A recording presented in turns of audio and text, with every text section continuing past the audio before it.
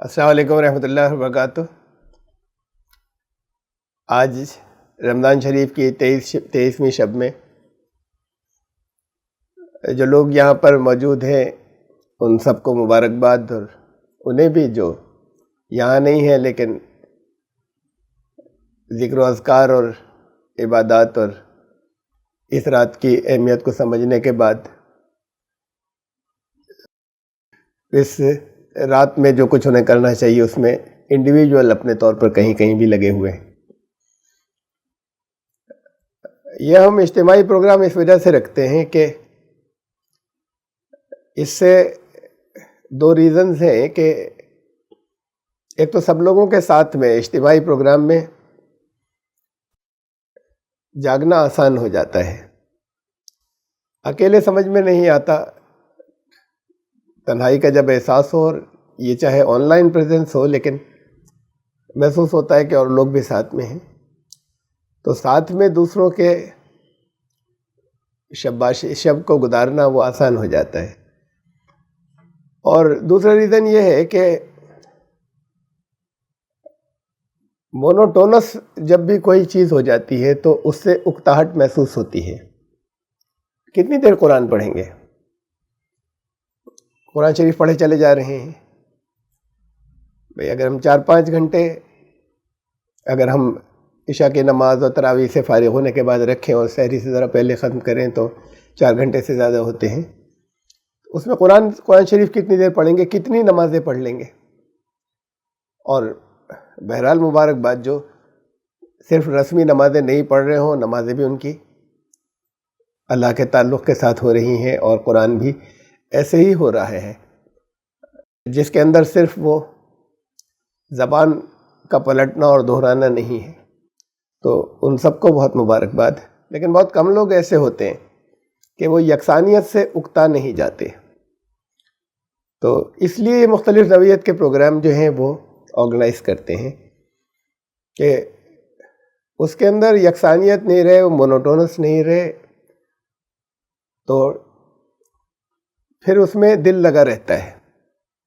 اور بہرحال بہت مفید چیزیں ہیں جو دوسروں کی سمجھ میں نہیں آئیں یا نہیں آتی اکثر، جو بہت آپ کے کام آئیں گی، جو اس میں سے ہر رات میں ہم تقریباً باقی چیزیں تو مشترک ہوتی ہیں، کامن ہوتی ہیں۔ ایک درس شروع کا مختلف ہے، اور اس کے بعد پھر انٹرول کے بعد ایک چھوٹا سا بیچ میں ذرا سا انٹرول لیتے ہیں، اور انٹرول کے بعد پھر روزانہ کا ایک شغل جو ہے وہ روز کا ڈیفرنٹ ہے، ایک مختلف ہے۔ پھر آخر میں وہ 2 رکعتیں تو بے پناہ اہم ہیں، 2 رکعتیں وہ جو اللہ سے تعلق جس کے اندر قائم کرنے کی نماز کے دوران مشق ہوتی ہے۔ تو یہ جو مختلف اذکار ہیں سب بہت اہم ہیں، ہر ایک کی اہمیت بتاؤں گا میں ہر ریسپیکٹیو رات میں۔ جیسے آج جو کچھ ہوگا وہ انٹرول کے بعد وہ حروف مقطعات کے ذریعے اللہ سے دعا۔ حروف مقطعات کیا ہیں؟ عام طور سے تو ایک بڑی اوپینین جو ہے وہ یہی ہے کہ ہمیں نہیں معلوم یا کوئی نہیں جان سکتا، لیکن اللہ اپنے کلام میں کوئی ایسی چیز نازل نہیں فرما سکتا جسے کوئی کبھی نہ جان سکے انسان، اس لیے کہ انسانوں کی ہدایت کے لیے۔ یہی خالی ہوتا اگر رٹنے ہی کے لیے کہ اس کے رٹنے سے بڑا فائدہ ہوگا، تو یہ کہہ دیا جاتا کہ اسے تو خالی رٹنا، اس سے بڑا فائدہ ہوگا، یہ بھی تو نہیں کہا گیا نا۔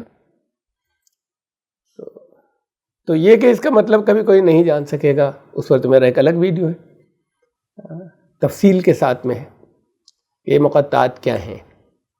اور اس میں ہمیشہ کی طرح میں کوئی ایسی بات کہتا ہوں جو پہلے نہیں کہی گئی یا اس سے مختلف ہوتی ہے، جو خیال دوسروں نے ظاہر کیا، تو میں ہمیشہ ثبوت رکھتا ہوں اس کے لیے۔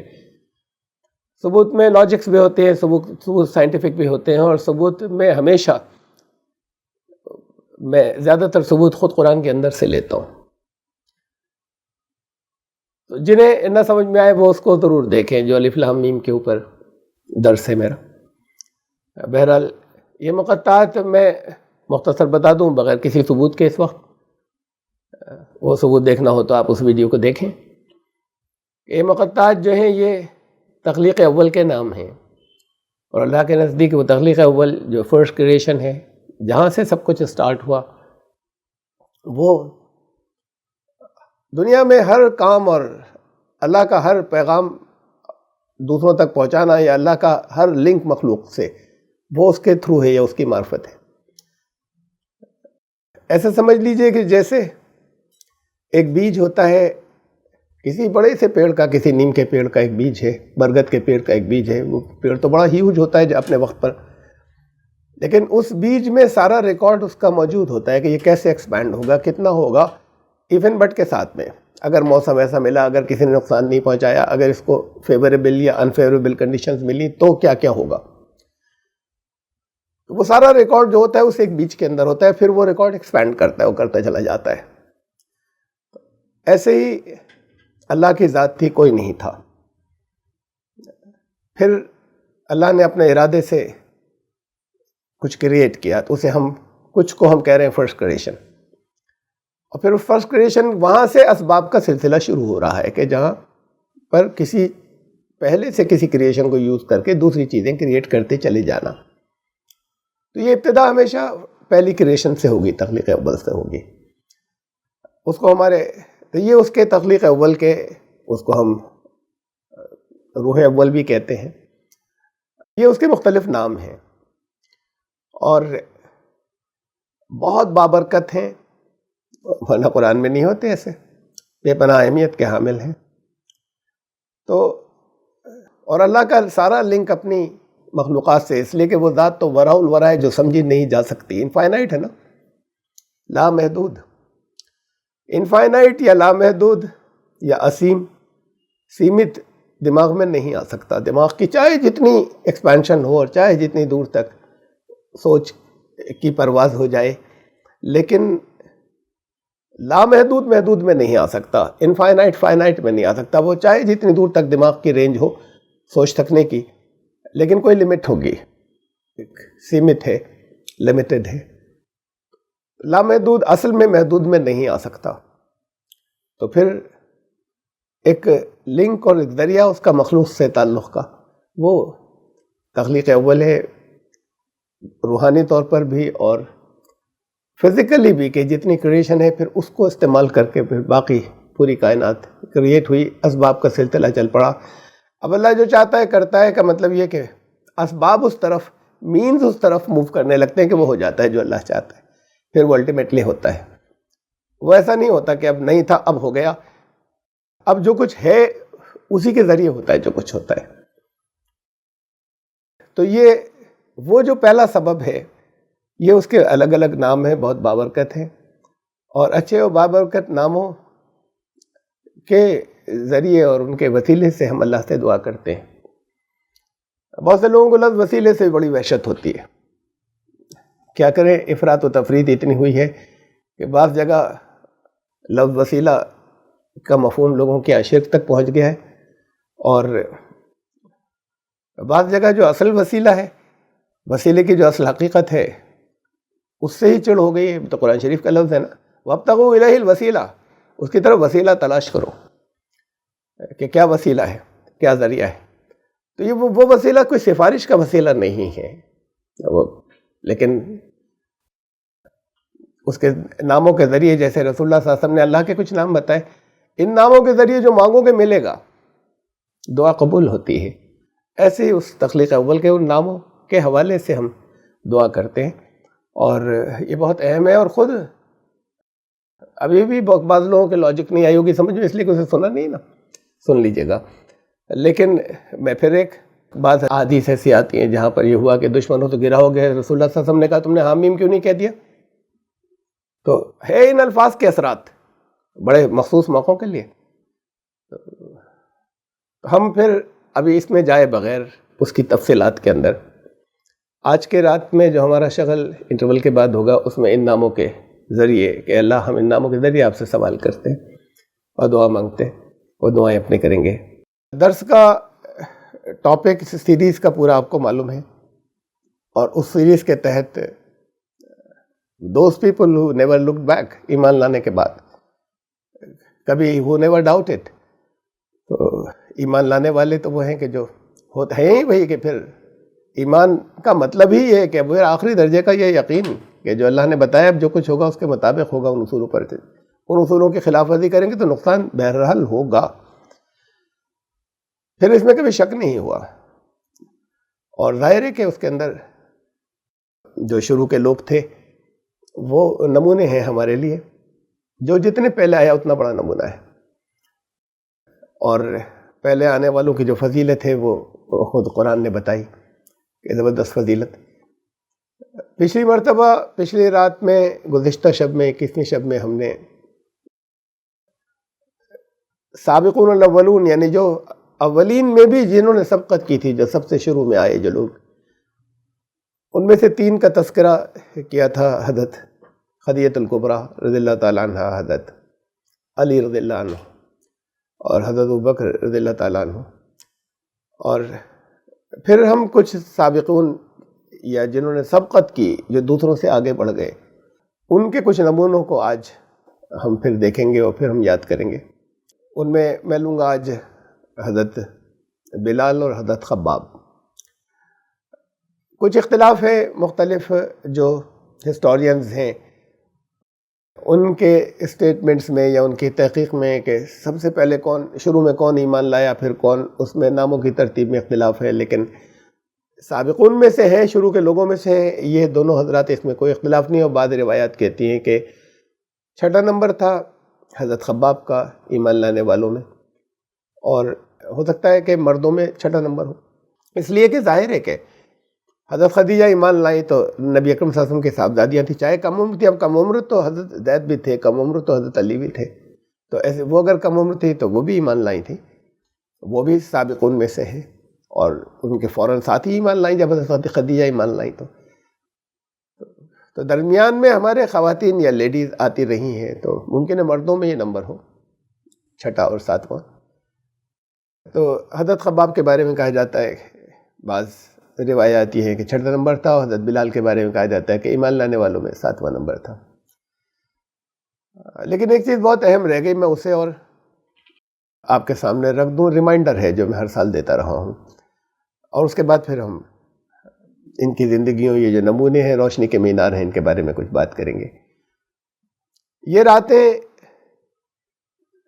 جن میں سے کسی ایک میں قرآن نازل ہوا، شہر رمضان الذی انزل فیہ القرآن، رمضان کے مہینے میں نازل ہوا، اور نبی اکرم صلی اللہ علیہ وسلم نے بتایا کہ رمضان کے آخری عشرے میں نازل ہوا، لاسٹ حصے کے اندر. اور نبی اکرم صلی اللہ علیہ وسلم نے ہی بتایا کہ آخری عشرے کی جو طاق راتیں ہیں، آڈ نائٹس، 21، 21، 23، 25، 27 اور 29، ان میں سے کسی ایک میں نازل ہوا. آپ ہی نے یہ بھی بتایا کہ نبی اکرم صلی اللہ علیہ وسلم کو پن پوائنٹ کر کے بتایا گیا کہ کس رات میں نازل ہوا تھا، لیکن پھر ان کو بھلا دیا گیا. بڑی مصلحت ہوگی اس بھلا دینے کے پیچھے.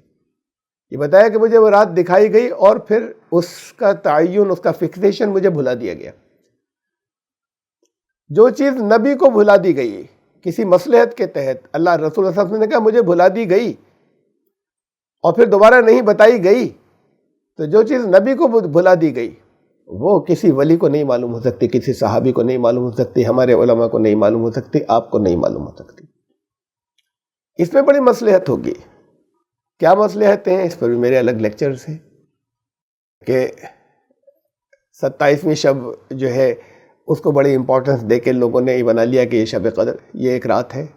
جو لوگ اس کے اوپر تکیہ خالی کر لیتے ہیں وہ 20% اپنا چانس لیتے ہیں شب قدر ملنے کا، اور 80% چھوڑ دیتے ہیں. چانس لینے کا کیا مطلب ہے؟ قرآن نے کہا کہ یہ رات جو ہے، یہ لیلۃ القدر خیر من الف شہر، 1000 مہینوں سے یہ ایک رات دن 24 گھنٹے نہیں، یہ ایک رات 1000 مہینوں سے افضل ہے. اس رات میں تقدیر کا نزول ہوتا ہے، سال بھر کا بجٹ آتا ہے، کس کے ساتھ کیا ہوگا، یہ خود قرآن نے کہا. تو یہ خیر من الف، تنزل الملائکۃ والروح، ملائکہ اور الروح کا نزول ہوتا ہے اس رات کے اندر. فیہا باذن ربہم ان کے رب کے اذن سے، من کل امر، سارے امور جو ہیں، جتنے بھی معاملات سال میں ہونے ان کے ساتھ میں آسمان دنیا سے 1 سال کا بجٹ یہاں اترتا ہے۔ جس وقت آپ کی زندگی کا بجٹ اتر رہا ہے کہاں کیا ہوگا، اس وقت پڑے سو رہے ہیں، بڑی امپورٹنٹ بات ہے کہ اس وقت حاضر ہوں۔ جس نے تقدیر لکھی اس میں تبدیلی صرف وہی کر سکتا ہے۔ تو اس رات کی اہمیت جس کے بارے میں کہا کہ 83 سال 4 مہینے سے بہتر ہے، 1000 مہینوں کے میں نے سال بنائے، 83 years 4 months ہوتے ہیں۔ تو جو یہ ایسا ہو گیا کہ جیسے کہ لمبی لائف ہوتی ہے کسی کی، اگر 80 کو کراس کر جائے تو یہ نہیں، پوری زندگی کے دن اور رات دونوں، بچپن بھی شامل ہے اس کے اندر، وہاں سے لے کے موت تک، اس میں سونے کا وقت بھی شامل ہے، اس میں اور ضرورتوں کا وقت بھی شامل ہے۔ اگر وہ سارے کے سارے اگر ذکر میں گزرتے، اللہ کی یاد میں گزرتے، تب بھی یہ ایک رات اس سے افضل تھی۔ اس رات کو کیوں کھو دیتے ہیں لوگوں، کیوں گوا دیتے ہیں، اور کیوں خالی ایک رات کو لے کر بیٹھ جاتے ہیں کہ مشہور کر دیا ہے۔ جنہوں نے مشہور کیا انہوں نے بڑا ظلم کیا آپ کے ساتھ۔ اس لیے کہ ایک حدیث میں آتا ہے کہ حضرت عبداللہ بن مسعود سے روایت ہے کہ وہ 27ویں شب تھی۔ انہوں نے بتایا کیوں، انہوں نے پہچانا، یہ نہیں بتایا کہ رسول اللہ صلی اللہ علیہ وسلم نے کہا کہ 27ویں تھی، بلکہ ایک انہوں نے پہچان بتائی تھی، وہ پہچان ان کے خیال میں اس رات میں ظاہر ہوئی۔ حضرت عبداللہ بن انیس نے بتایا کہ ایک پہچان تھی ان کی، اور وہ 23ویں رات میں ظاہر ہوئی۔ وہ ایسے ہی 25ویں شب اور 29ویں شب کے بارے میں بھی حدیث ہے۔ تو اب وہ ان میں سے کون سی ہے اور صحیح حدیث ہے؟ تو جب وہ صحیح حدیث ہیں تو اس کا مطلب یہ کہ وہ ہر سال رات بدلتی ہے، سال بھر وہ کبھی 27ویں ہوتی، کبھی 23ویں ہوتی، کبھی 21ویں ہوتی، کبھی 29 ہوتی ہے، کبھی 25 ہوتی ہے۔ تو پھر آپ یہ کبھی بھی طے نہیں کر سکیں گے، ورنہ یاد بتا دی جاتا رسول اللہ صلی اللہ علیہ وسلم کو، آپ کبھی طے نہیں کر سکیں گے کہ وہ کون سی ہے۔ تو پھر ان 5 میں سے ایک بھی کبھی مس نہ کریں۔ صرف یہ مت سمجھ لیں کہ وہ 27ویں شب کی کوئی اہمیت نہیں ہے 21ویں کے اوپر، ذرا سی بھی، معمولی سی بھی، یہ سب برابر ہیں اپنی اہمیت کے اندر، 20% چانس ہر ایک۔ 27ویں کا 20.5% بھی ہے، 21% بھی نہیں ہے، 20% چانس 5 کا۔ ان 5 میں حاضر رہیں۔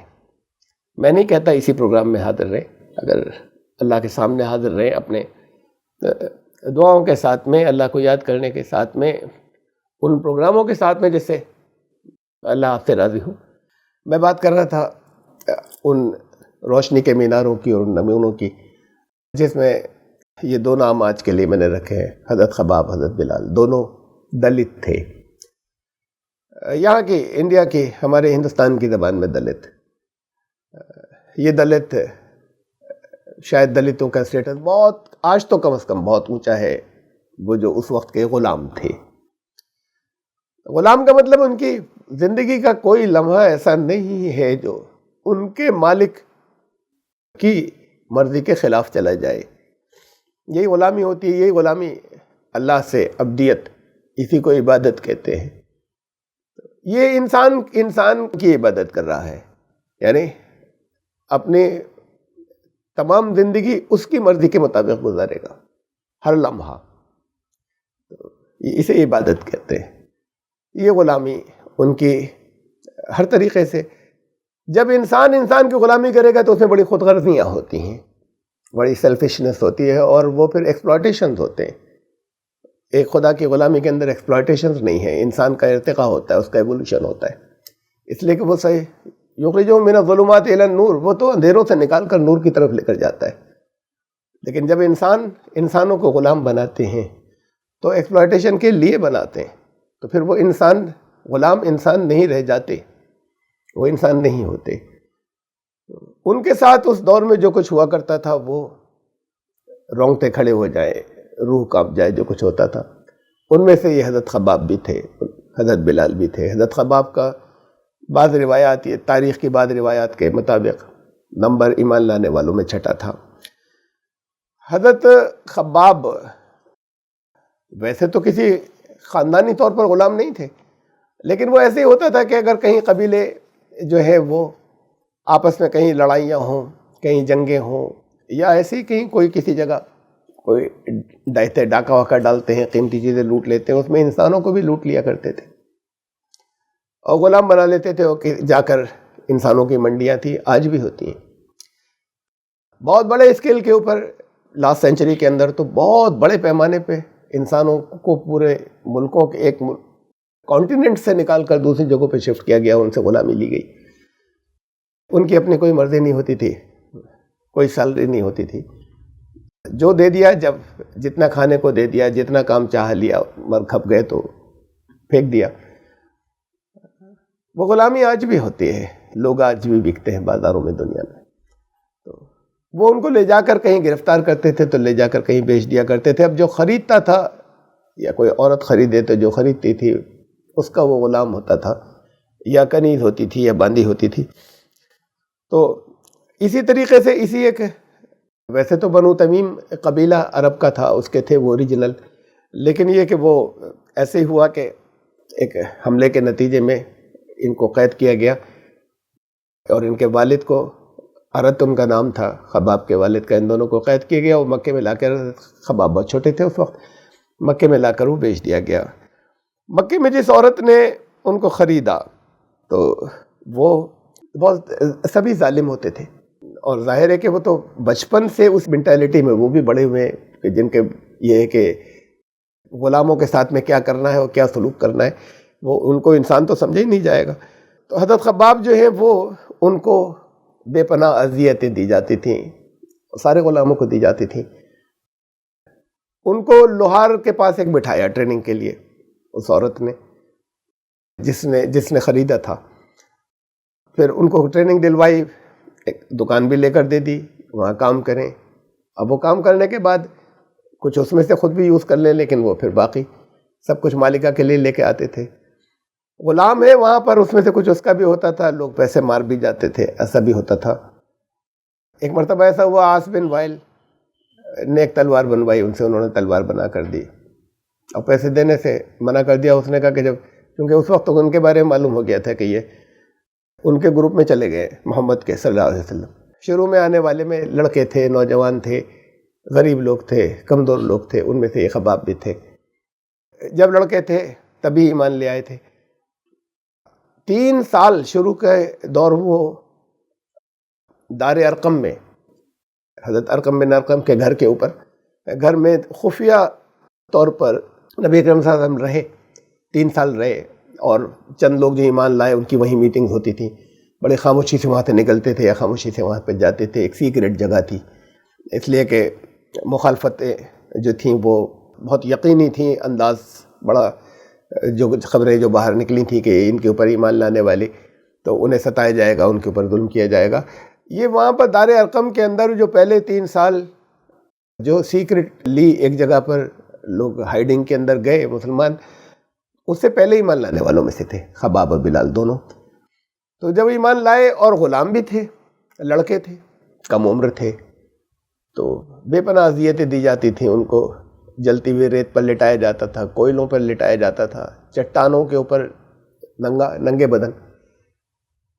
اس کا اندازہ کر نہیں سکتے دنیا کے بہت سے حصوں کے لوگ، شاید وہیں کے لوگ کر سکیں جو چٹانی علاقوں کے اندر، گرم ملکوں کے اندر، یا گرمیاں جنہوں نے دیکھی ہیں چٹانی علاقوں کی، یا ریگستانوں کی گرمیاں جنہوں نے دیکھی ہیں. ننگے پاؤں نہیں چل سکتے، تھوڑی سی دور نہیں چل سکتے، پاؤں جل جائیں گے، پاؤں جھلس جائیں گے، کباب ہو جائیں گے، نہیں چیخیں مار جائیں گے، تھوڑی دور ننگے پاؤں نہیں چل سکتے. اس پر ان کو ننگا کر کے اس پر ان کو لٹایا جاتا تھا. پھر اتنا بھی کافی نہیں ہوتا تھا، وہ ان کے انگارے لیے جاتے تھے، وہ جن سے لوہے کا کام کرتے تھے، جو کچھ انہوں نے ٹریننگ لی تھی، انہی کی بھٹی کے انگارے لے کے پھر ان انگارے نیچے رکھنے کے بعد اس کے اوپر ان کو لٹایا جاتا تھا. اوپر سے بھاری سلیں پتھر کی رکھ دی جاتی تھی، لوگ چڑھ جاتے تھے، دباتے تھے. جسم جلتا تھا، جسم کی چربی نکلتی تھی، اور جسم کی چربی جو نکلتی تھی اس سے وہ انگارے بجھتے تھے. ایسے کہ ہل بھی نہیں سکتے، ایسے بھاری چٹان رکھ کر دبا کر چلے گئے. گلے میں رسیاں ڈال کر گھسیٹا جاتا تھا. بے پناہ مظالم تھے جنہیں کوئی انسان ایسے ہی ہو جاتا ہے کہ ظلم کرنے والے آج بھی ایسے ایسے بھیانک ظلم ہوتے ہیں کہ عام لوگ سنتے ہیں تو ان کے رونگٹے کھڑے ہو جاتے ہیں، لیکن ان کو عادت ہوتی ہے اس طرح کے ظلم کرنے کی. ایسے ان کے اوپر ظلم ہوا کرتے تھے. ان کا سر گھما دیتے تھے، منہ نیچے کرنے کے بعد رسی ڈال کر گلے میں کھینچا جاتا تھا ان کنکریلی پتھریلی زمینوں کے اوپر. یہ ڈیمانڈ یہ تھی کہ انہیں چھوڑ دو، محمد کو چھوڑ دو، ان کے دین کو چھوڑ دو. اور وہ ساتھ میں لگاتار کہتے چلے جاتے تھے کہ وہ تو ہمیں یہی بولتے رہتے تھے، وہ تو ہمیں اندھیروں سے نکال کر روشنی میں لے جانے کے لیے آئے.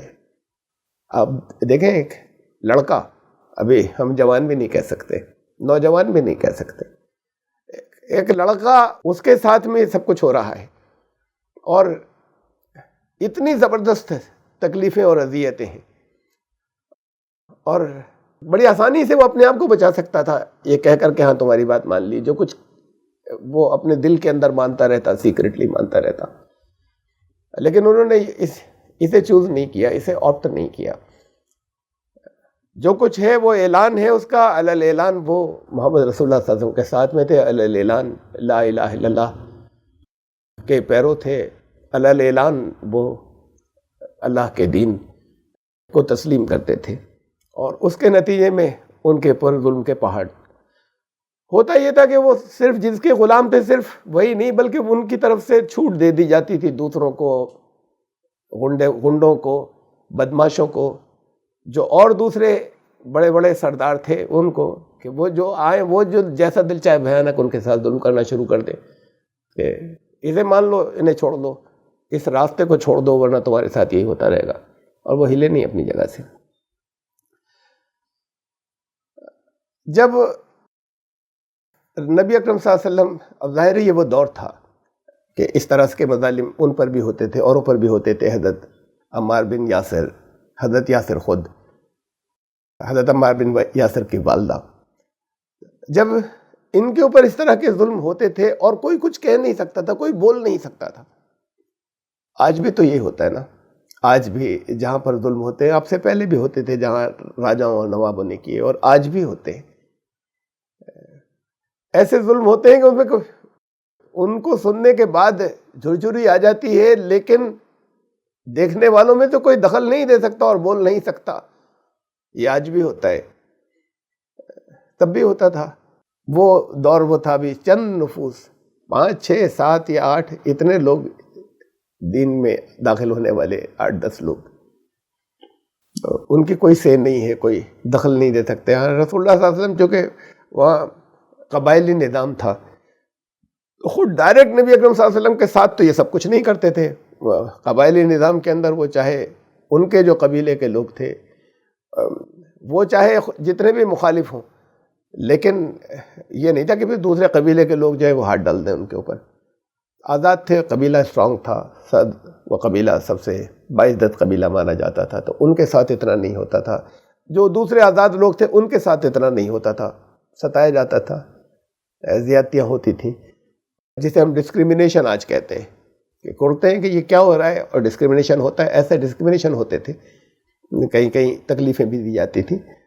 لیکن غلاموں کا تو یہ تھا کہ کوئی، وہ تو وہاں کا لا تھا کہ اس میں کوئی دوسرا دخل نہیں دے سکتا، اور اگر دبنگ ہوتے اور کوئی بڑی ٹولی ہوتی تو پھر دیتے، لیکن کچھ کر نہیں سکتے تھے.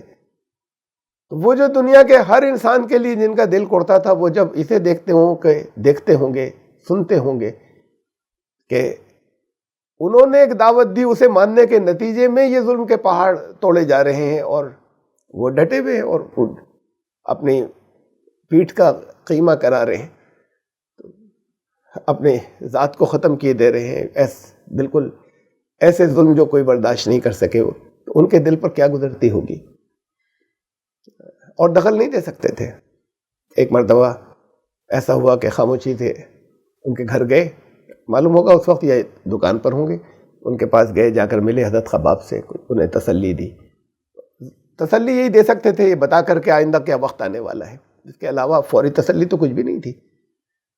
یہ کوئی ایسا میریکل نہیں تھا، اور ایسے میریکل، دین کا آنا ایسا میریکل نہیں تھا کہ بس باقی تو جو مخالف ہیں وہ بھسم ہو جائیں گے، کچھ پڑھ کے پھونک دیا جائے گا، اور ان کے ساتھ جو کچھ ہو رہا ہے وہ سب کھڑے ہونے کے بعد ایک دم سے جیت جائیں گے. یہ تو اتنی قربانیوں سے ہو کر وہ دور گزرا کہ لوگ آتے گئے اور پھر اپنی قربانیاں دیتے چلے گئے. لفظ قربانی جو ہے یہ قرب سے بنا ہے. قرب مانے قریب ہونا، نیئرنس، کلوزنس. تو قربانی بیسیکلی اسی کو کہتے ہیں، جیسے اب ہندی میں تیاگ یا سیکریفائسز جو ہم انگلش میں بولتے ہیں، اس کے ذریعے قرب حاصل ہونے کا کوئی بھی طریقہ قربانی. اور قربانی صرف وہ لوگ دے سکتے ہیں جن میں کوئی سیلفشنس نہ ہو، جو بالکل کھرے ہوں، جو بالکل مخلص ہوں، دین کے لیے مخلص، وہی دے سکتے ہیں. ان کے لیے پہلے نمبر کی چوائس، ان کے لیے پہلی پرائرٹی یہ ہو جاتی ہے کہ ہمیں کچھ ہو جائے. یہاں پر یہی تو ہوگا نا کہ یہ ختم کر دیں گے، یہ ٹکڑے ٹکڑے کر ڈالیں گے تو کر دیں. لیکن ہم نے اب جو سچ تسلیم کر لیا، ہمیں اس سے نہیں ہٹنا ہے، اس راستے میں جو کچھ بھی آئے. یہ تھے نمونے اور روشنی کے مینار کے. ابھی تو جوان بھی نہیں لڑکے، اور انہوں نے یہ قربانیاں دی. ایسے دین ہم تک پہنچائے، پھر ہلکے ہلکے کر کے بڑھتے گئے. پھر اس کے بعد گھر چھوڑنا پڑا، پھر مائگریٹ کرنا پڑا اپنا سارا گھر بار چھوڑ کر. وہ مائگریٹ بھی نہیں کرنے دے رہے تھے، پکڑتے تھے، پکڑ کے لاتے تھے، تو چوری چھپے بھاگتے تھے اپنے گھروں کو چھوڑ کر. اور ایسے تھوڑے تھوڑے کر کے مدینے پہنچے. اور بات کو پھر بہت کم وقت میں، ایک حیرت انگیز کم وقت تھا وہ، 8 سال کے اندر جو ہے وہ، پھر جب مائگریٹ کرنے کے بعد 8 سال کے اندر ایسا ہوا کہ ان کی پار مدینے کے لوگوں نے قبول کیا تھا، اور ان کی پاور اتنی بڑھ گئی، اور پھر ان کے ماننے والے اتنے بڑھ گئے کہ پھر یہ سارے لوگ ان کے آگے ان کو جھکنا پڑا اور سرنڈر کرنا پڑا، اور یہ نظام ختم ہو گیا ہمیشہ کے لیے، وہ ظلم کا نظام. تو یہ اس وجہ سے ہوا، ان کی قربانیوں کی وجہ سے ہوا، جو 13 سال انہوں نے وہ بھیانک دور جو گزرا مکے کا، اسے فیس کر کے نکلے. آج تھوڑی سی تکلیف آتی ہے تو لوگ کہہ رہتے ہیں کیا کدھر خدا ہے کہاں، ہوتا تو ہمارا ساتھ نہیں دیتا. یہ دیکھ کتنی زیادتیاں ہو رہی ہیں. تو تھوڑی سی پریشانی آ جائے، تھوڑے سے مسائل آ جائیں. انہوں نے یہ نہیں کہا کہ خدا کدھر ہے، ہمارا ساتھ کیوں نہیں دیتا، اور رسول اللہ صلی اللہ علیہ وسلم موجود ہیں وہاں. یہ ہے نظام کے رسول. ایسا نہیں ہے کہ رسول اللہ صلی اللہ علیہ وسلم جو ہے وہ ہاتھ اٹھا کے بد دعا کر دیں گے تو وہ بھسم ہو جائیں گے. اگر ایسا ہی ہوتا کہ ایسے وہ بچ جاتے تو کر دیتے. لیکن اللہ نے دکھایا کہ یہ اللہ کا نظام ایسے ہی ہوتا ہے کہ اس کے ساتھ کچھ ساتھ دینے والے ہوتے، ایسے جیالے ہوتے. وہ ان کی پہلی پرائرٹی یہی بن جاتی ہے کہ یہ زندگی اگر ہماری مکمل لگ جائے. 2 ہی چیزیں ہیں پورے قرآن کے اندر، بہت جگہ تذکرہ ہے جو مانگی گئی. ایمان لائے تو اس کے بعد اب جانوں و مالوں سے جہاد کرنا ہے، ورنہ ایمان نہیں ہے. اگر جانوں و مالوں سے جہاد کرتے نہیں چلے گئے، انہوں نے اپنی جانوں سے جہاد کیا تھا، انہوں نے اپنے مال، اب مال بھی نہیں، سب کچھ گنوا دیا، جان بھی ٹوٹل دوسروں کے رحم و کرم پر، اور اس کے وہ چتھڑے اڑا رہے ہیں. یہاں سے دین کی پختگی و مضبوطی آگے جانے کے بعد ہوتی ہے نبی کی موجودگی میں. اللہ چاہتا تو کیا ان سب کے ساتھ میں ظلم ہوئے بغیر دین کا بول بالا نہیں ہو سکتا تھا، دین کی فتح وکٹری نہیں ہو سکتی تھی. لیکن اللہ نے یہاں جو قانون رکھ دیا، جو کچھ ہونا تھا اسی کے ذریعے ہونا تھا، تو یہ ہمیں دکھا دیا گیا، اور وہ نمونے ہم تک پہنچے. ان کا عاص بن وائل کا میں تذکرہ کر رہا تھا کہ اس نے تلوار بیچی، اس نے پیسے دینے سے منع کر دیا کہ ان کا ساتھ چھوڑو، محمد کا ساتھ چھوڑو تب دوں گا پیسے. اب یہاں تو گھر جاتے تو پٹائی ہوتی ہے. اب یہ نہیں سنا جاتا وہ وار کر لے گیا، وہ تو وصولنا اس سے ہے، ان کے اوپر اور ظلم ہوتے ہیں. تو اس نے کہا کہ ان کا ساتھ چھوڑو. تو یہ دیکھیے لڑکے ہیں، انہوں نے جواب دیا کہ تم مر جاؤ گے اور مر کے دوبارہ زندہ ہوگے تب بھی میں ان کا ساتھ نہیں چھوڑ سکتا. میں نے جو سچ پا لیا ہے میں اسے نہیں چھوڑوں گا. تو اچھا ٹھیک ہے، پھر اس وقت کا انتظار کرو جب مر کر جو تم کہتے ہو دوبارہ زندہ ہوں گے اور آئیں گے، میں تو اس وقت بھی پاورفل ہوں گا، تب تمہارے پیسے دے دوں گا. ایسے مذاق اڑاتے تھے، اور یہ وہ مارے گئے، اور اس کے نتیجے میں جو ان کو ظلم سہنے پڑے ہوں گے وہ اپنی جگہ ہوئے ہوں گے. یہ سارا وقت گزرا، لیکن ان کو پھر آخر میں درجات کیا ملے یہاں اس دنیا میں. ہم تو کچھ بھی نہیں کرتے، ذرا سا تکلیف معمولی سی پہنچے تو گھر بیٹھ جاتے. ان کو ذرا سا یہ معلوم یہ خطرہ ہے، اور اس خطرے سے گھبرا کر ایک طرف ہو جاتے ہیں. یہ تو خطروں کو ہیڈ آن فیس کیا انہوں نے، اور اوپنلی کرتے چلے گئے. تو پھر ان کا مقام یہ تھا ان غلاموں کا. پھر ایک مرتبہ میں بھی بتا رہا تھا کہ رسول اللہ صلی اللہ علیہ وسلم اس کو خبر لگ گئی، جس عورت نے کہ وہ غلام تھے، کہ تو اس سے ملنے کے لیے آتے ہیں کبھی کبھی، وہاں تسلی دینے کے لیے گئے تھے. اور تسلی ظاہر ہے جیسے میں نے پہلے کہا زبانی تو دے سکتے تھے کہ پر فتح آئے گی، تم کامیاب ہوگے، اس کا یقین رکھو. اور اس کا پھر انہیں یقین ہوتا تھا جب یہ یقین دہانی کرائی جاتی تھی. یہ کہتے تھے کیسے آئے گی، کیا یہ مذاق کی باتیں ہیں، دیکھ رہے چند لوگ ہیں اور ان کے ساتھ کیا ہو رہا ہے، فتح کہاں سے آئے گی؟ لیکن ان کو یقین ہوتا تھا کہ آئے گی. اس کو جب معلوم ہوا کہ ان سے ملتے ہیں تو اس نے پھر پہلے تو جو کچھ ہوتا تھا وہ لوہے کی سلاخ ایک پوری گرم کر کے اور تپا کے ان کے سر کو داغا، اس سے سر میں جلتی ہوئی لوہے کی سلاخ سے سر کو داغا گیا. پھر نبی اکرم صلی اللہ علیہ وسلم جب ملے انہوں نے فریاد کی، یا رسول اللہ یہ ہوا میرے ساتھ، آپ دعا کیجئے نا. دعا تو ظاہر کرتے ہی ہوں گے، کتنا ہی نہیں کرتے ہوں گے. آپ نے پھر ہاتھ اٹھا کے دعا کی اللہ سے کہ اللہ خباب کی مدد فرما. وہ مدد اس شکل میں، وہ دعا اس شکل میں قبول ہوئی کہ اس عورت کو کوئی مرض ہو گیا چند ہی دنوں کے اندر. اور اس وقت یہ میڈیکل سائنس جیسی آج ہے ویسی تو تھی نہیں. وہ اینشنٹ ٹائم میں بہت سی مرضوں کے علاج جو کیے جاتے تھے وہ بھی جلتی ہوئی لوہے سے جسم کو جگہ جگہ پر داغا جاتا تھا، برانڈ کیا جاتا تھا جلتے ہوئے لوہے سے، اور ڈیفرنٹ ایلمنٹس کے لیے different parts of the body کو لوہے سے داغا جاتا تھا. یہ بھی ایک پیتھی تھی. تو ان کو جو پھر بتایا گیا، جاننے والوں نے جو بتایا اس عورت کو کہ اس کا تو علاج یہ ہے کہ اس کے سر کو داغا جائے جلتی ہوئی لوہے کی سلاخ، وہی جو اس کے ساتھ میں کیا تھا. تو اب یہ غلام میں یہ گرم کرتے تھے اور یہ سر کو داغتے تھے، اور وہ کراتی تھی اور چیختی تھی اور یہ کرتے تھے، کروایا جاتا تھا، کہتے تھے وہ بھی. اور اس کے بعد وہ ٹھیک نہیں ہوئے، مر گئی. وہ مر گئی، یہ آزاد ہو گئے. آزادی یہاں سے ملی تھی. برسوں گزر گئے، یہ برسوں کی تکلیفوں کے بعد پھر بات کو ہجرت ہوئی تو آپ نے حضرت خباب نے ہجرت بھی کی. حضرت میں ان کا مقام بتا رہا ہوں. بڑے صحابہ جو امیر تھے، یوں کہہ لیں کہ جو ہیڈ آف دی اسٹیٹس جو تھے، ان کی نظر میں مقام کیا تھا. اور اس سے پہلے سب سے پہلے سرکار دو عالم صلی اللہ علیہ وسلم کی نظر میں ان کا مقام کیا تھا، ان لوگوں کا. یہ جو دلت تھے یا غلام تھے، اب آزاد ہو گئے تھے. ان کو ان کی صاحبزادی ہیں وہ روایت کرتی حضرت خباب کی کہ ایک مرتبہ ایک سریہ، مطلب چھوٹی چھوٹی جو کہیں جھڑپیں ہوتی تھیں، جنگیں ہوتی تھیں، اس میں جو لوگ جاتے تھے اس میں گئے حضرت خباب. بولے جب کہ نبی اکرم صلی اللہ علیہ وسلم ہمارے گھر جتنے دن وہ وہاں پر رہے، حضور صلی اللہ علیہ وسلم روز گھر آتے تھے اور ان کی بکریوں سے دودھ دوتے تھے، ان کا بہت سے کاموں میں ہیلپ کرتے تھے کہ اور پھر دودھ بھی بہت بے تحاشا ہوتا تھا جو بات کو بچ جاتا تھا جب نبی اکرم صلی اللہ علیہ وسلم دھوتے تھے. یہ ان کی کرامت تھی یا ان کا معجزہ تھا. اس میں مطلب یہ ان کا مقام تھا کہ نبی اکرم صلی اللہ علیہ وسلم ان کے جب ان کو بھیجا ہے وہ اس سریے میں گئے تو ان کے گھر سروس کرنے کے لیے جاتے تھے اور گھر کے کاموں میں ہاتھ بٹاتے تھے ان کی بیٹی کا.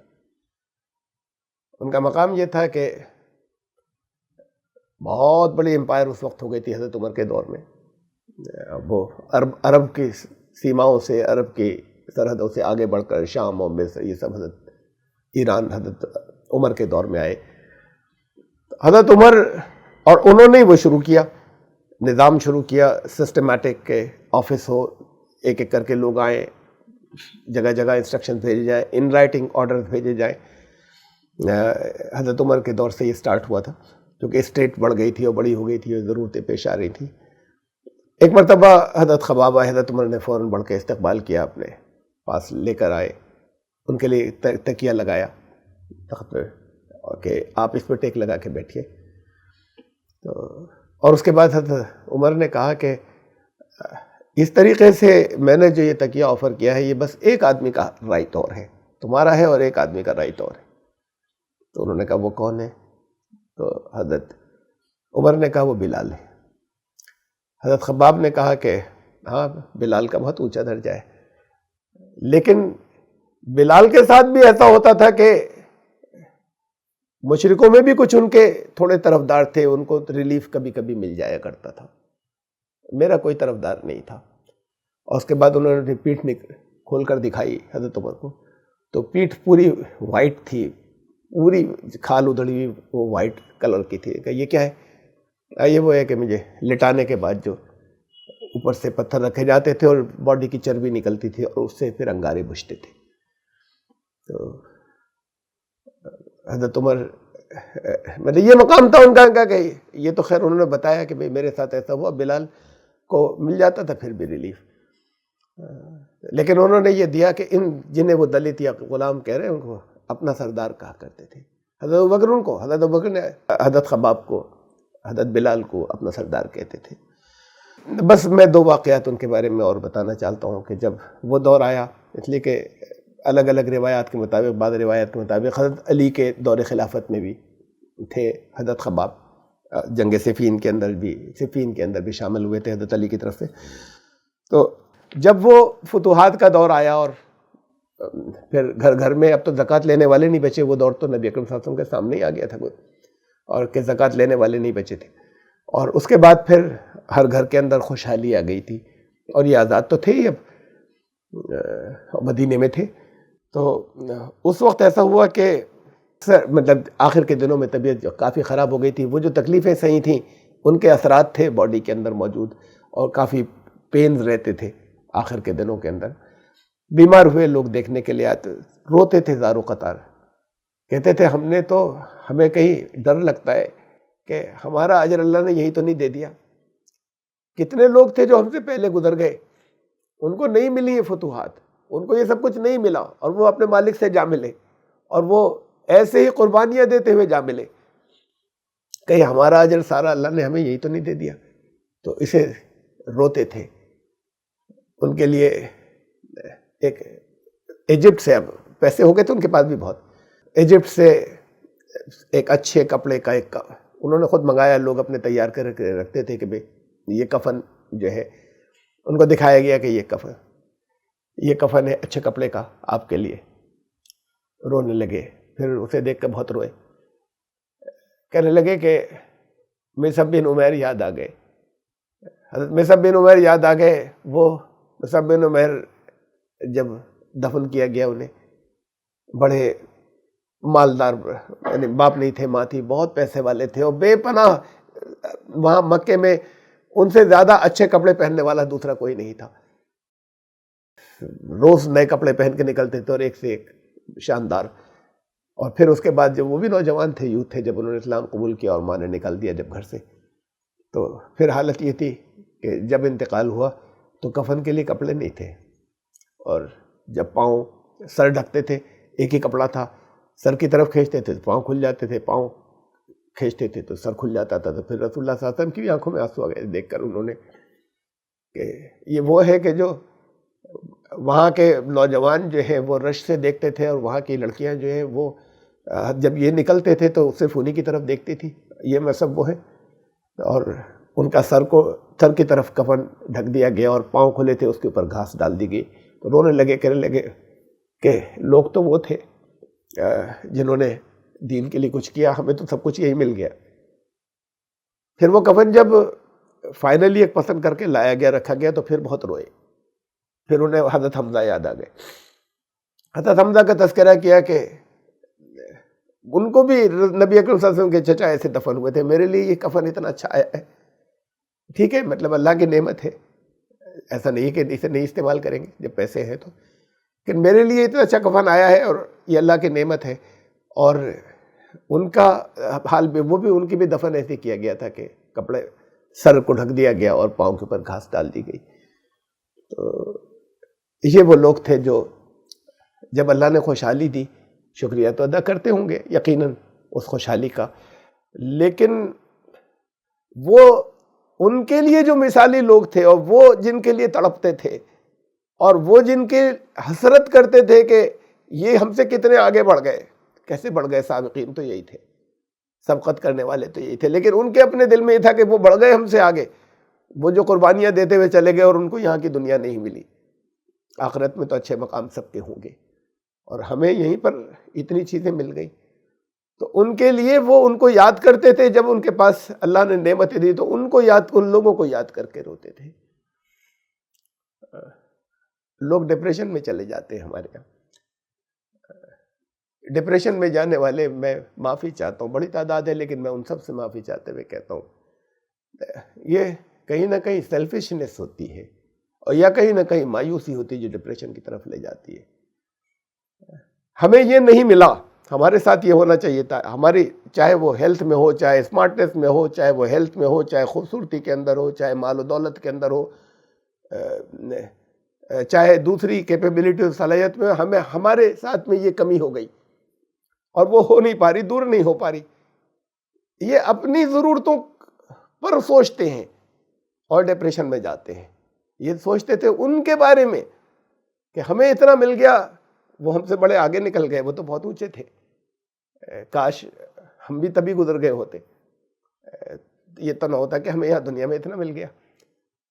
وہ جو سامنے رکھتے تھے مشن کو، جو سامنے رکھتے تھے مقصد کو، اپنے بچپن سے، لڑکپن سے، and they never look back۔ اس کے جب مقصد کو سامنے رکھتے ہیں تو پھر اپنی سیلفشنس، اپنی ضرورتیں ختم ہو جاتی ہیں۔ پھر جو ملا اللہ کا شکر ادا کیا، اور جو نہیں ہے وہ نہیں ہے تو وہ ذہن میں نہیں آتا کہ نہیں ہے۔ وہاں تو یہ ہے کہ صرف جو تکلیفیں ہیں، دقتیں ہیں، پر انہیں فیس کرتے چلے گئے لگاتار۔ اتنا دور ہوتا جب ناقابل برداشت ہو جاتا تو رسول اللہ صلی اللہ علیہ وسلم سے کہتے تھے ہمارے لیے دعا کیجیے، لیکن اس سے وہ ڈپریشن میں نہیں گئے۔ اس سے یہ ہوا کہ بعد کی زندگی کے اندر بہت سے آفٹر ایفیکٹس ان تکلیفوں کے وہ تھے، اس کا بھی بڑا اجر ملا ہوگا، لیکن مینٹل ڈپریشن میں نہیں گئے، اس لیے کہ انہوں نے اپنے بارے میں نہیں سوچا، انہوں نے مقصد کے بارے میں سوچا، انہوں نے مشن کے بارے میں سوچا، انہوں نے جو جس کام کے لیے، جس تحریک کے لیے کھڑے ہوئے ہیں، خالی اتنا نہیں تھا کہ انہوں نے رسول اللہ صلی اللہ علیہ وسلم نے کہا کہ اللہ کو مان لو، انہوں نے مان لیا۔ ایک تحریک تھی، ایک مشن تھا، ایک موومنٹ تھا، انہوں نے اس کے لیے سوچا، تو ان کو ڈپریشن نہیں ہوتا، وہاں آپٹمزم ہوتا ہے۔ وہ آپٹمزم بھی قرآن کی بات کے اوپر، اللہ کی بات پر، اللہ کے رسول صلی اللہ علیہ وسلم کی بات پر پورا یقین ہوتا ہے، کہیں سے حالات نہیں ہوتے، وہ کہہ دیتے ایسا ہوگا، جب اللہ نے کہا تو ہوگا، اور اس یقین کے سہارے آگے بڑھتے چلے جاتے ہیں۔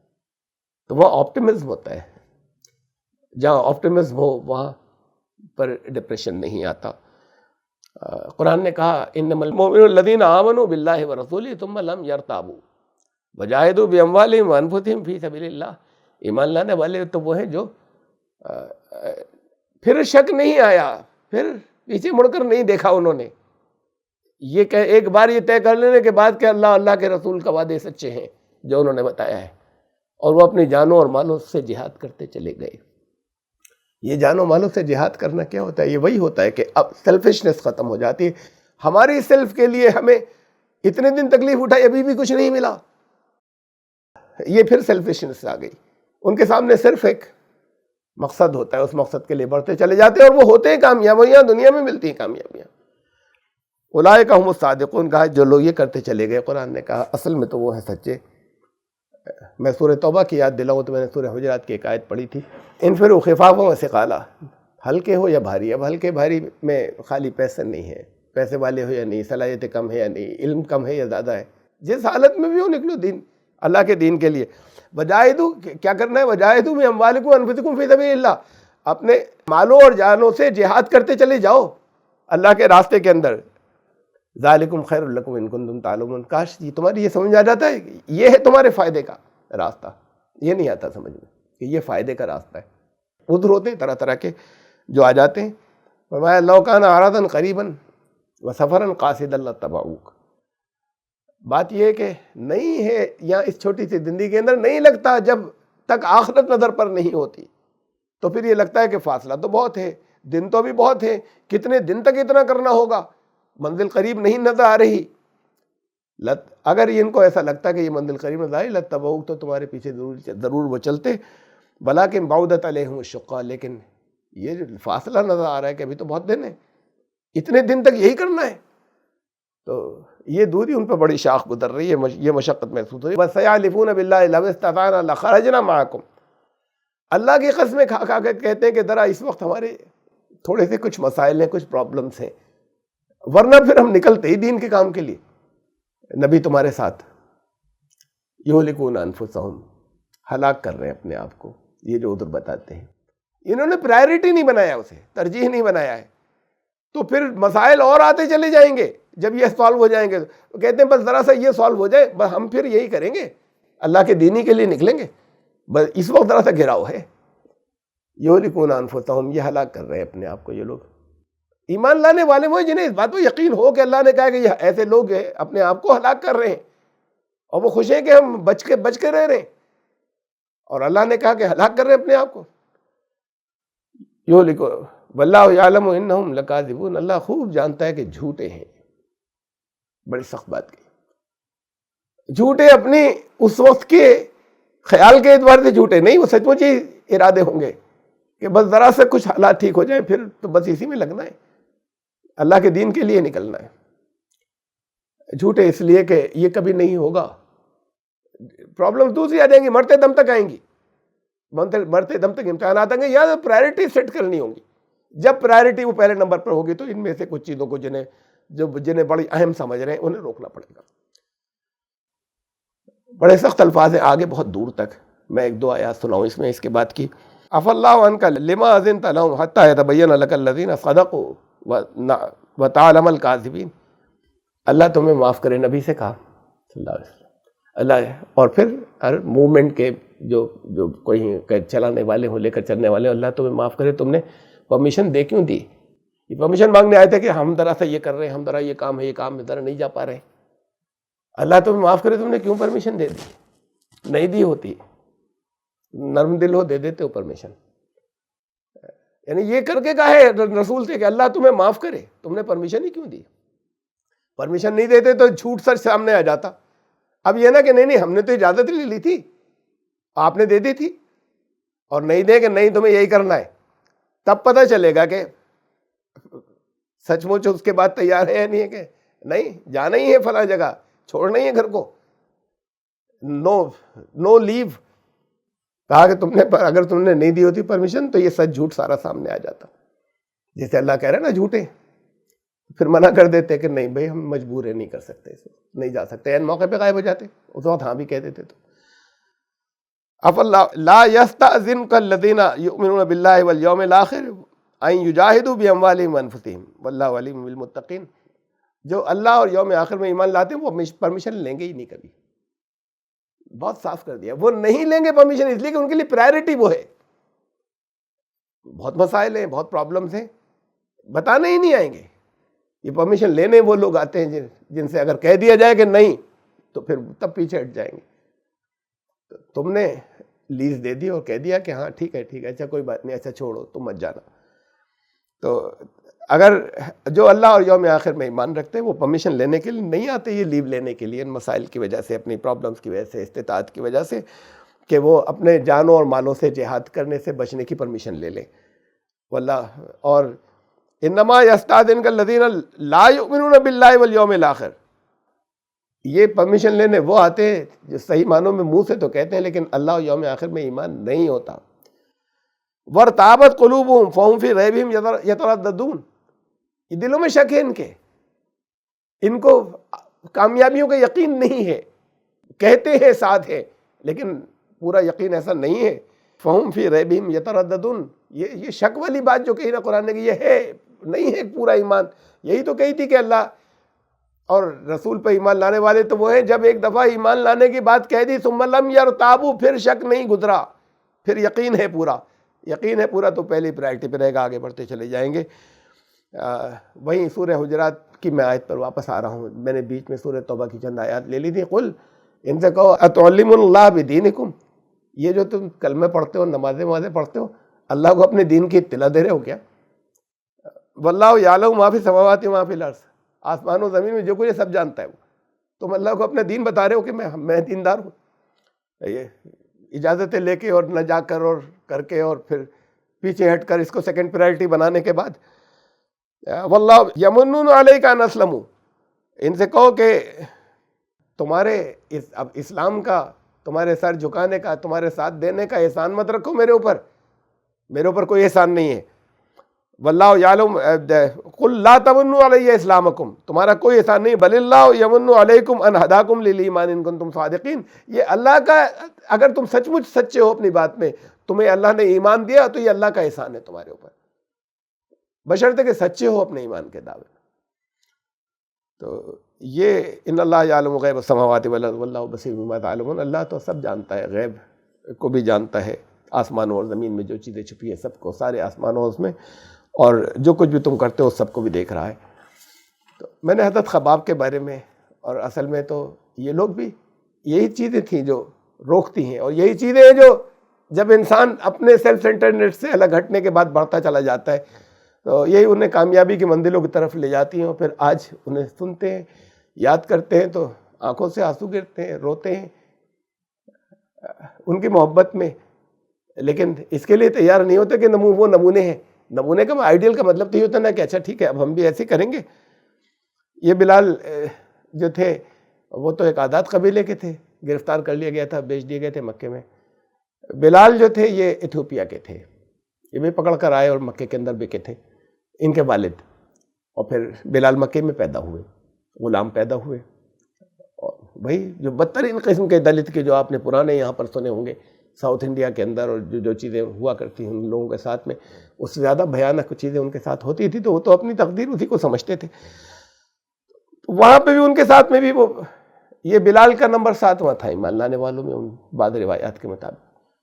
تو ان کے ساتھ بھی یہ ہوتا تھا، گلے میں رسی ڈال کر ان کو کھینچا جاتا تھا، ان کو اوپر چٹان رکھ دی جاتی تھی جلتی ہوئی ریت کے اوپر لٹانے کے بعد بھئی یہ ہوتا تھا کہ اسلام چھوڑو، اور ان کی زبان سے بس یہ نکلتا تھا احد احد، یعنی یہ دیکھیے علم نہیں ہے، بڑی سیریس بات لگے گی لوگوں کو ان کے بارے میں یہ کہہ دوں، علم نہیں ہے، ساری تقریر بس یہ ایک لفظ ہوتا تھا احد، تفصیلات نہیں، یعنی اب کوئی فلسفہ نہیں ہے، کوئی لاجکس نہیں، وہ اس کے اوپر کسی چیز کا جواب نہیں دے رہے ان کی باتوں کا، کچھ کریں نہیں وہی صحیح ہے، وہ ایک جو ہے وہی صحیح ہے، اس لیے کہ انہوں نے یہ پہچان لیا تھا کہ انسان کی جب غلامی کرتا ہے تو ایکسپلائٹیشن ہوتا ہے، اس کے غلام اصل میں آزاد ہوتے۔ یہ تھا جب کبھی ایسا ہوتا تھا بعد کے دور میں، لوگ کبھی ان کی کوئی بیٹھے ہوں منہ پہ تعریف کرنے لگے تو رونے لگتے تھے، کہتے تھے نہیں غلام ہوں میں اب بھی غلام ہوں، پہلے میں ایک ایتھوپین ایک حبشی غلام تھا، میں غلام تھا انسانوں کا، اب میں ان سے نکل کر ایک اللہ کی غلامی میں آ گیا ہوں، غلام آج بھی ہوں میں۔ تو لیکن یہ درجات بلند ہو جاتے ہیں جب اس ایک کی غلامی میں آتا ہے، انسانوں کی غلامی کو چھوڑ کر۔ لوگ ان کی بڑی عزت کرتے تھے، بے پناہ تعریف کرتے تھے۔ میں بلال کی اس چیز پر آتا ہوں جو جانتے ہیں آپ میں سے بہت سے، ممکن ہے کہ تفصیلات اتنی نہیں معلوم ہو ان واقعات کی، کہ بہرحال ایسا ہوا کہ ان کے ساتھ جو ظلم ہوتے تھے، ایک دن کہا رسول اللہ صلی اللہ علیہ وسلم نے صحابہ سے کہ کیا کوئی ایسا نہیں ہے کہ جو بلال کو خرید کے آزاد کر دیتا؟ حضرت ابوبکر پہنچے امیہ بن خلف کے پاس۔ امیہ بن خلف بڑا دشمن تھا، بڑا لیڈر تھا، سرداروں میں سے تھا، حضرت بلال کے ہاتھوں مارا گیا جنگ بدر میں، تو سرداروں میں سے تھا۔ تو یہ اس کے پاس پہنچے کہ بھئی اسے بیچ دو۔ حضرت بلال جو ہے لمبے قد کے تھے لیکن بڑے دبلے پتلے تھے، اب بچپن سے ہی لگاتار جو ان کے ساتھ میں ظلم ہو رہا ہے، یعنی ہوتا تھا کہ دن بھر کام لے جاتا تھا، دن بھر ستایا جاتا تھا، دن بھر گھسیٹا جاتا تھا، پھر رات میں چکی دے دی جاتی تھی کہ یہ صبح تک سارا گیہوں پیس دو یا صبح تک یہ سارا جو پیس دو، سونے نہیں دیا جاتا تھا۔ تو دبلے پتلے تھے، ہائٹ ان کی وہ تو اپنے علاقے کی تھی یا جیسا بھی اس میں تھی، جینیٹک تھی، تو لمبے تھے، کالے موٹے موٹے ہونٹ، بہت کالا رنگ، گہرا وہی گھنگریالے بال، اور لیکن دبلے پتلے تھے اور کمزور بھی تھے، اس لیے کہ دن رات تو ان کے اوپر جو مصیبتیں تھی کھانے کو ملتا نہیں تھا ٹھیک سے۔ ابوبکر جب پہنچنے کے بعد اس نے کہا کہ یہ ان کا پوچھا حضرت ابوبکر نے کہ بیچ دو تم، میں خرید لیتا ہوں۔ تو اس نے کہا کہ سونے کے 10 سکے دینے ہوں گے۔ حضرت ابوبکر پلٹے وہاں سے اپنے گھر گئے، انتظام کیا، لے کر آئے۔ رسول اللہ صلی اللہ علیہ وسلم نے کہا تھا کاش کوئی آزاد کرا دیتا ہے، انتظام کیا اور لے کر گئے اور دے دیے۔ اس نے رکھ لیا، ہنسا پھر امیہ بن خلف، کہنے لگا کہ کوئی بارگیننگ نہیں کی تم نے، یہ کسی کام کا نہیں بچا تھا میرے، اگر تم اس کے مجھ سے بارگیننگ کرتے تو میں ایک سکے کے اوپر بھی اس کو دے دیتا تمہیں، میں نے کہا اور تم نے 10 سکے لا کے دے دیے، اب تو دے ہی دیے تھے، آزاد بھی ہو گئے تھے، ختم ہو گئی تھی بات، سودا ہو گیا تھا۔ حضرت ابوبکر بھی ہنسے، کہا کہ تم نے کوئی بارگیننگ نہیں کی، تم اگر اس کے تم نے 10 کہے، تم اگر 100 سکے مانگتے تو میں 100 بھی دیتا لا کر. یہ تو قیمت ہے، کس کی نظر میں کتنی قیمت ہے. تمہاری نظر میں اس کی قیمت نہیں بچی، تم کہہ رہے ہو کہ 10 تم نے لوٹ لیا، اور میری نظر میں یہ کہ میں لوٹ لایا. تم نے 10 کے بجائے 100 سکے کہے ہوتے تو میں کہیں نہ کہیں سے لاتا. بہرحال حضرت بلال کو آزاد کرایا، اور حضرت بلال سے کہا کہ آپ ہمارے سردار ہیں. آزاد کرانے کے بعد ان کو حضرت بلال کا یہ آنر تھا کہ جب مکہ فتح ہوا تو پہلی مرتبہ رسول اللہ صلی اللہ علیہ وسلم کی نگاہیں ڈھونڈ رہی تھی چاروں طرف سے. اذان وہی دیتے تھے وہاں مدینے کے اندر. نبی اکرم صلی اللہ علیہ وسلم کی نگاہیں ڈھونڈ رہی تھیں چاروں طرف، اور لوگ بڑی تمنا سے حضور کو دیکھ رہے تھے. ہر ایک کی اپنی کچھ تمنا تھی دل میں. پھر انہوں نے بلال نظر آئے، ان کو بلایا. تاریخ میں اکیلے تھے جن کو یہ اعزاز ملا، جن کو یہ عنوان ملا، کعبے کی چھت پر چڑھوایا مکہ فتح ہونے کے بعد. اور بلال اذان دو. بڑے بڑے سردار تھے، خود نبی اکرم صلی اللہ علیہ وسلم کے گھر کے لوگ تھے. حضرت علی تھے اور دوسرے لوگ تھے، اہل خاندان تھے، قریش کے بڑے بڑے سردار تھے. وہ سب کھڑے دیکھتے رہے. یہ آنر ان کو ملا جو دلت تھے اور آزاد ہوئے تھے، جن کو حضرت بکر نے آزاد کرنے کے بعد کہا کہ آپ سردار ہمارے. یہ آنر انہیں ملا. انہوں نے کعبے کی چھت پہ چڑھ کر اذان دی اور پھر مدینے آئے. مدینے آنے کے بعد اذان وہی دیا کرتے تھے. آواز میں ایک درد تھا. ایک کیا تھا اس کی میں کروں گا بات کو، کیا مطلب وہ درد کیا ہوتا ہے جو نکلتی تھی آواز، وہ لوگوں کے دلوں کے اندر جاتی تھی، پینیٹریٹ کرتی تھی. اذان دیتے تھے. پھر ایسا ہوا کہ نبی کریم صلی اللہ علیہ وسلم کی جن دنوں طبیعت خراب ہوئی تو اب ہمیشہ ایسا ہوتا تھا کہ جب اشہد ان محمد رسول اللہ پر آتے تھے اذان دیتے دیتے، تو اس وقت حضور صلی اللہ علیہ وسلم اپنے گھر سے نکلتے تھے مسجد نبی کی طرف جانے کے لیے. جب یہ الفاظ بولے جاتے تھے تو طبیعت خراب تھی. اشہد ان محمد رسول اللہ، نظریں ادھر ہی تھیں، حضور صلی اللہ علیہ وسلم نکلتے ہوئے نظر نہیں آئے. پھر دہراتے چلے گئے اشہد ان محمد رسول اللہ، حضور نکلتے ہوئے نظر نہیں آئے. آنکھوں سے آنسو گرتے رہے. اذان پوری کی. اس کے بعد لینے کے لیے بھی آئے، خود وہیں پر ایک آدھ دفعہ گئے آپ نماز پڑھانے کے لیے، چند مرتبہ نہیں گئے. حیات طیبہ کا وہ آخری دن جس دن نبی اکرم صلی اللہ علیہ وسلم دنیا سے تشریف لے گئے، بلال اذان دے رہے تھے. اور پھر جب ان الفاظ پایا اشہد ان محمد رسول اللہ، بس انہی کو دہراتے رہے. ہچکیاں بن گئی، اور ہچکیاں بننے کے بعد پھر وہاں بے ہوش ہو گئے. آگے نہیں بڑھ سکے. اس سے آگے تھوڑے دنوں بعد مدینے، کچھ دن رہے مدینے میں. حضرت بکر کے پاس پہنچے. وہ خلیفہ تھے نا پہلے. حضرت بکر کے پاس پہنچے. حضرت بکر سے کہا مجھے اجازت دے دی، مدینے سے جانا چاہتا ہوں، یہاں نہیں رہ سکتا میں. حضرت بکر نے کہا مجھے تمہاری ضرورت ہے، تم یہیں رہو.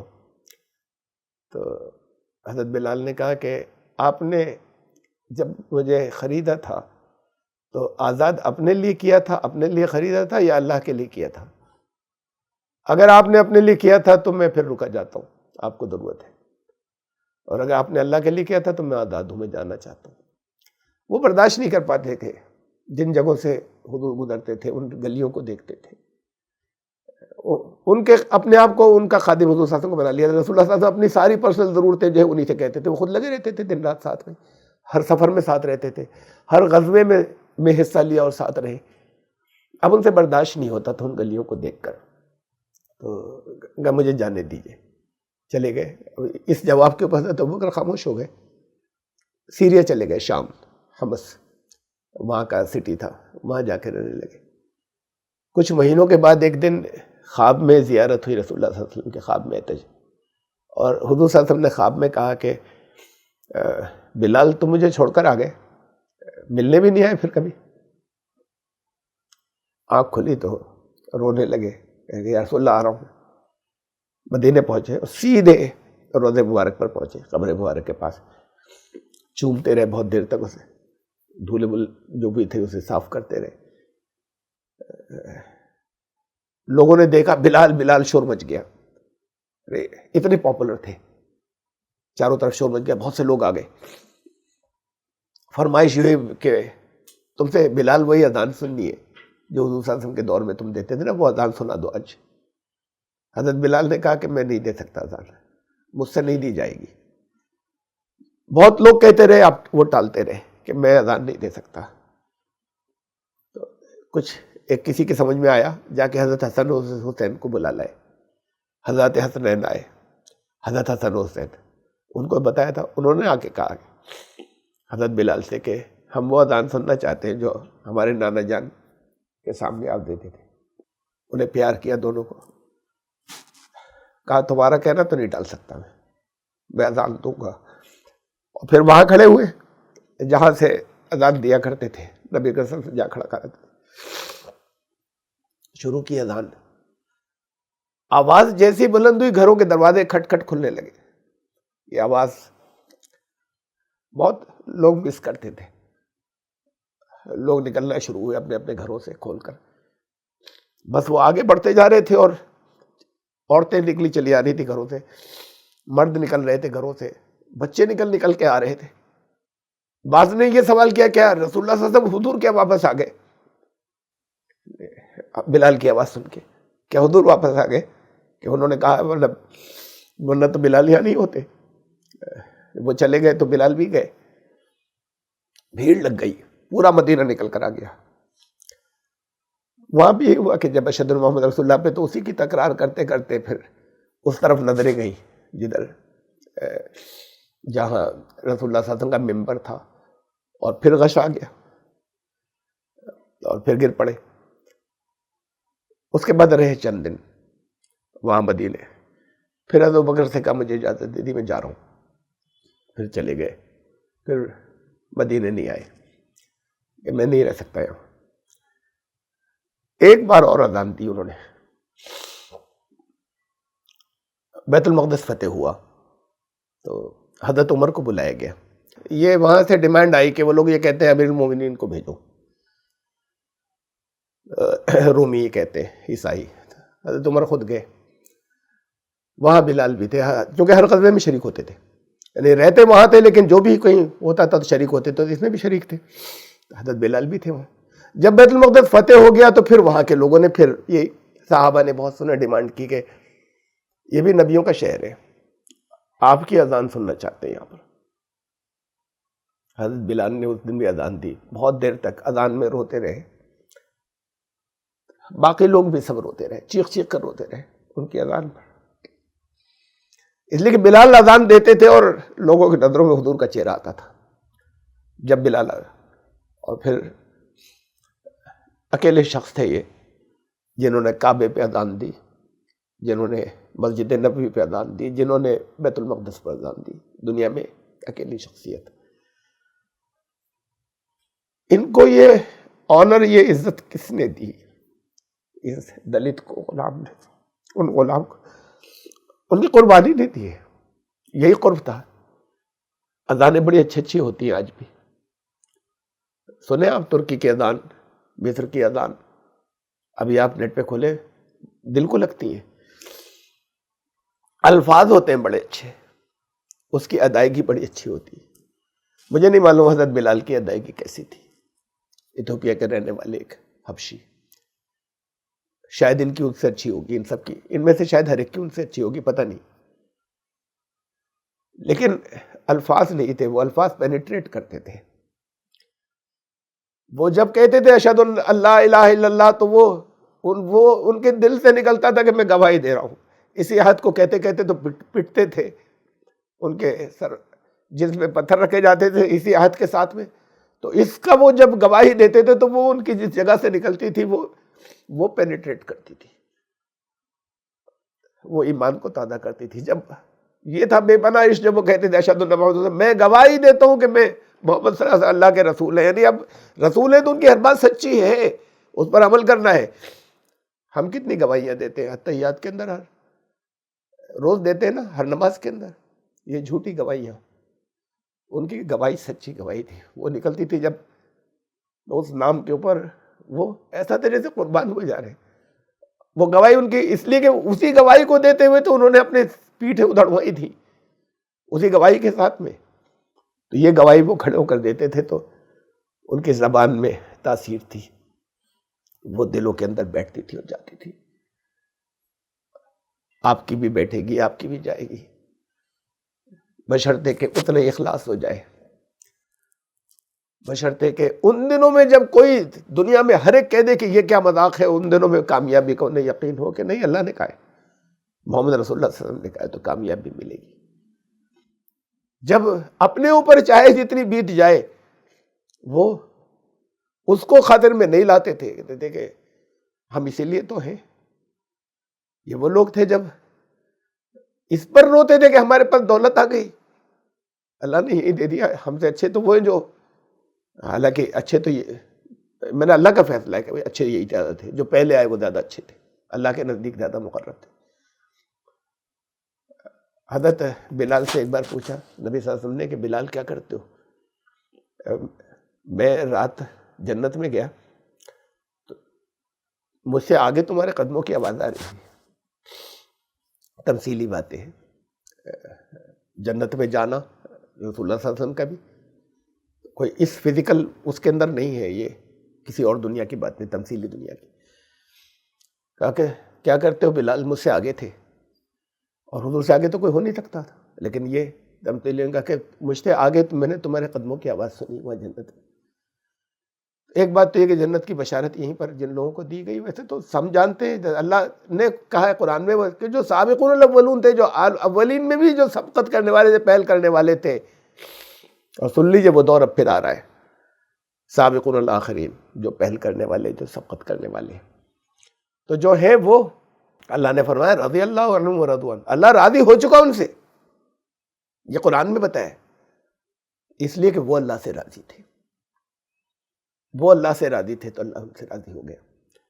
تو یہ تو پہلے ہی فیصلہ تھا، لیکن رسول اللہ صلی اللہ علیہ وسلم نے بھی اپنی زبان سے کہہ دیا کہ جنتی ہے، یہی دنیا میں بتا دیا. کہا کہ بلال کرتے کیا ہو؟ بلال نے کہا کہ یا رسول اللہ میں آپ کو کیا بتاؤں، مجھے تو سمجھ میں کچھ نہیں آتا، میں کیا کرتا ہوں. ہاں شاید یہ بات ہو، میں یہ کرتا ہوں کہ جیسے وضو ٹوٹتا ہے فوراً دوبارہ کر لیتا ہوں، اگر میں بیت الخلاء جاؤں تو وہاں سے آتے ہی فوراً کر لیتا ہوں، میں ذرا سی دیر بھی بغیر وضو کے نہیں رہتا، اور جیسے ہی وضو کرتا ہوں 2 رکعت نماز بھی پڑھ لیتا ہوں تحیۃ الوضو کی. یعنی وہاں سے آنے کے بعد جب پانی سے وضو کرتے تھے تو پہلے کی اتنی دیر جو لگ جائے گی اتنی دیر تیمم کر لیتے تھے، اور پھر آنے کے بعد پانی سے وضو کرتے تھے کہ بے وضو نہیں رہے کبھی. یہ تھا آنر کہ رسول اللہ صلی اللہ علیہ وسلم نے کہا بلال تمہارے قدموں کی آواز مجھ سے آگے تھی جنت. یہ ہے وہ لوگ جو روشنی کے مینار ہیں، انہیں اذانیں ہیں. کہا شاعر نے رہ گئی رسم اذاں روح بلالی نہ رہی. تو اگر اذان بھی ایک رسم ہو گئی، اس پر اعتراض بھی ہوتے ہیں. وہاں پوری بستی نکل آتی تھی، یہاں اعتراض ہوتے ہیں بند کرو اسے. اور ہمارے استاد مولانا اشرف سید عثمانی رحمۃ اللہ علیہ نے بڑی پیاری ایک نعت لکھی تھی،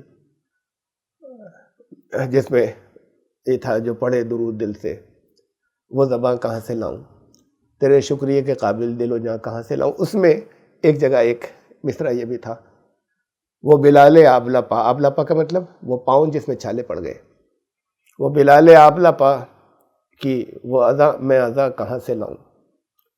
بات یہ ہے کہ اس اذان کی ضرورت ہے، ان سجدوں کی ضرورت ہے.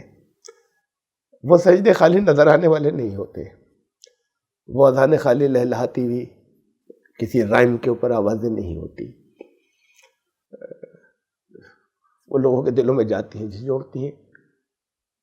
اور وہ سجدہ روح زمیں جس سے کانپ جاتی تھی، اسی کو آج ترستے ہیں ممبر و محراب.